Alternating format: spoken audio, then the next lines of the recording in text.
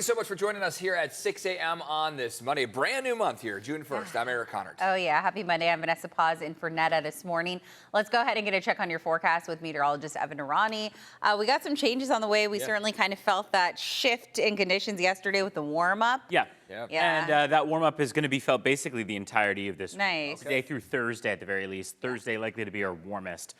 We, right now, out the door are enjoying 60s. It's a little bit more mild. I know not a lot of people enjoyed it considering overnight it kept our temperatures a little bit warm. We didn't get a lot of overnight relief. That marine layer joins us out by the coast and inland to kick off the morning. That is no longer May gray. It is now June gloom.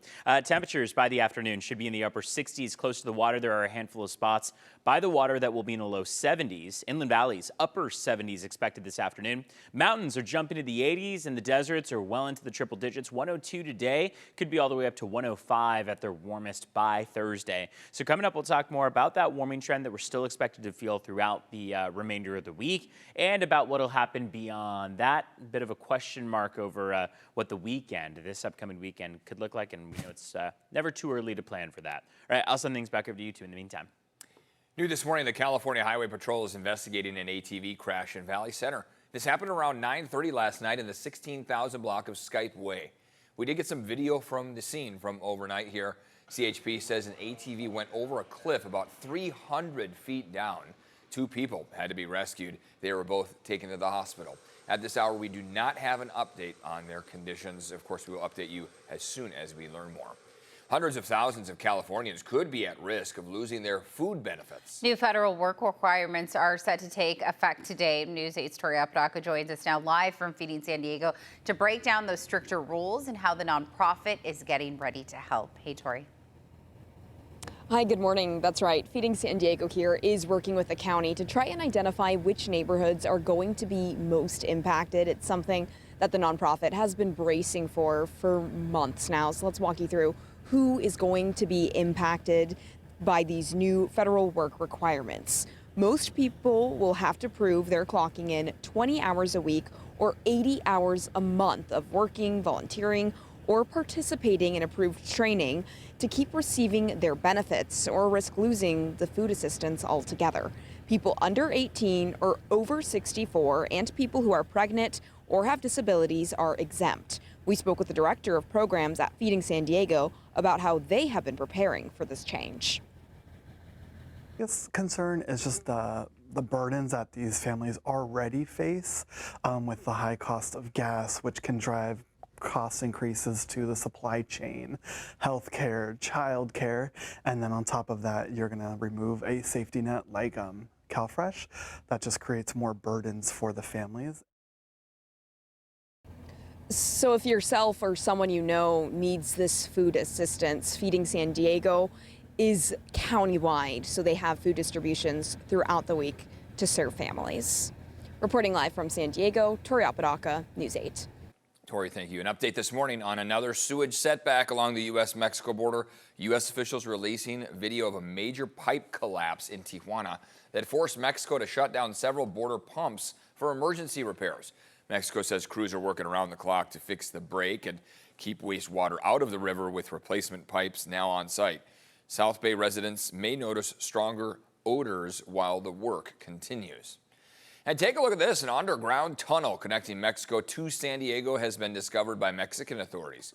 FGR agents working with Mexico's federal government discovered the tunnel in Tijuana. They say it's about 870 feet long and more than 20 feet underground. Authorities say it could have been used as a storage or trafficking center for weapons and illicit substances, as well as phones and other documents. The manhunt continues this morning for a man accused of killing his girlfriend and abducting their 5-year-old daughter. Over the weekend, authorities in Mexico activated an Amber Alert for 5-year-old Deleza Fregoso. Officials say the child is considered vulnerable and may be in danger. Los Angeles County prosecutors have charged her father, 40-year-old Ruben Fregoso, with murder and child abuse. Investigators believe he took his daughter across the border into Baja California on May 24th after leaving his SUV behind in a parking garage near the San Ysidro border. Fregoso could face 25 years to life if convicted. Testimony is set to resume this morning in the murder trial of Larry Millete. He's accused of killing his wife, Maya Millete, though her body has never been found. So far, the prosecutor's case includes Maya's plans for divorce, alleged threats, suspicious internet searches, and Millete's actions before and after her disappearance. Jurors heard testimony that Millete tracked Maya's movements and contacted spellcasters before she vanished. Maya's sister testified that she was planning a life after divorce and would never have left her children, while her brother said Larry once asked if he knew someone who could, quote, get Maya's alleged affair partner. The defense maintains police developed tunnel vision and still have not proven a murder occurred. Court is scheduled to resume at 9 o'clock today. And you can watch our coverage of the Millete case with the CBS 8 app on your phone or TV. You can stream now for free. Starting today, people will be able to take a ferry from the South Bay to downtown San Diego. How about this? The plan has been in the works for many years. We've been talking about it quite a bit here. Now we're finally going to be able to see it. News 8's Chris Groh live in Chula Vista. That's where the first ferry is going to depart here very soon, Chris. Yeah, that maiden voyage, 8 a.m., so we're less than 2 hours away from that right now. Boarding starts at 7:45, but this has been a long time coming, more than 20 years. This has been a part of the city's plans. It just hasn't come to fruition until now. But now, for just $15, for just $15, travelers can board the ferry that takes you from the harbor here in the South Bay to downtown San Diego. You can also do the reverse route there. It's a 45-minute trip, and if you're a fan of scenic rides, this beats freeway and sitting in traffic.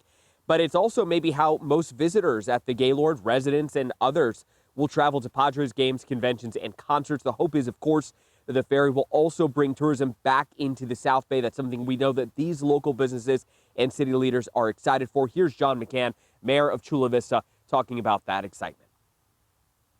Gaylord Pacific Resort is the anchor tenant, and it's given us that momentum to be able to have people come down and want to invest. It's going to give you an opportunity to enjoy the scenery instead of potentially just being in traffic congestion. Mayor McCann says that this has been a part of the Chula Vista Bayfront Master Plan since 2003, but again, finally coming to fruition today. Back to you guys in studio. All right. That is going to be good weather, good timing. It's going to be The water's perfect also for that. looking like glass It's out awesome. there. Yeah, I love it really when the water is. looks like it's glass. so nice. Yeah. I got in the bay yesterday. I was Yeah. at Mission Bay, Oh. and it was so comfy. Was it nice? actually felt good. It was like the first time this year where Yeah. I literally got in and I was like, I'm not cold. It Yeah, is what, like what actually is our water really temp nice. now? It's got to be I mid. think it's the upper 60s, yeah. 60s? So, I mean, air temperature out there yesterday was really warm, too. Oh, this nice. week, today through Thursday, our afternoon highs, even out by the coast, especially once those clouds clear, I mean, you should make it to about 70. Inland valleys are jumping to the upper 70s. And you know when you have the sun beaming down on you after you've maybe laid out in the sun a little bit, you feel pretty warm out there. The water is a great place to be. Upper 70s toward those inland valleys. Mountains are going to be hot. You won't, of course, have the water to jump into, but 80 degrees out toward our local mountains. The desert's going for 102. You can travel west. That's going to be a popular travel destination as our local beaches. Otay Mountain facing east looks beautiful to start off the morning. Sunrise was at 5:42.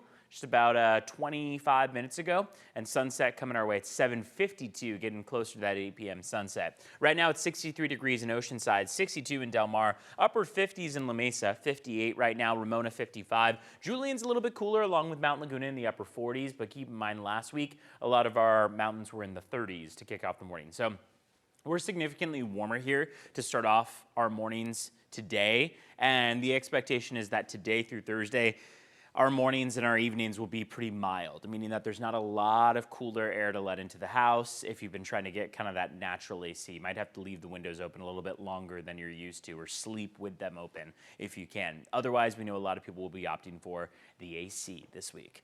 Wind gust forecast shows it'll get a little breezy by the afternoon, mostly looking at 10 to 20 mile per hour wind gusts. Other parts of the country, look at Dallas and Oklahoma City, shooting for triple-digit heat as the afternoon comes about. Vegas 95 this afternoon. Salt Lake City even 77. From San Francisco all the way down through San Diego, our coastal communities are enjoying those 60s instead. And while we cool down by maybe a degree or two going into Tuesday, we're back on that warm up again for Wednesday and Thursday. Let's check in on traffic. 6:09 right now on the clock as Live Look joins us here. Southbound 5 just north of 28th Street, looking really mild to start off the day. Most of our routes have actually been very, very quiet. Looks like we've got very little to talk about here to start off your Monday morning. Might run into a little bit of fog out toward our inland valleys. In fact, Ramon has been one of the only spots that we've seen as a trouble spot for fog. Aside from that, most other spots are in the clear to start off the day. As you kick off the morning, remember you can always head to our website, cbs8.com/traffic. It's got more on what to expect on that morning commute. But aside from that, very mild Monday morning here to kick off the day.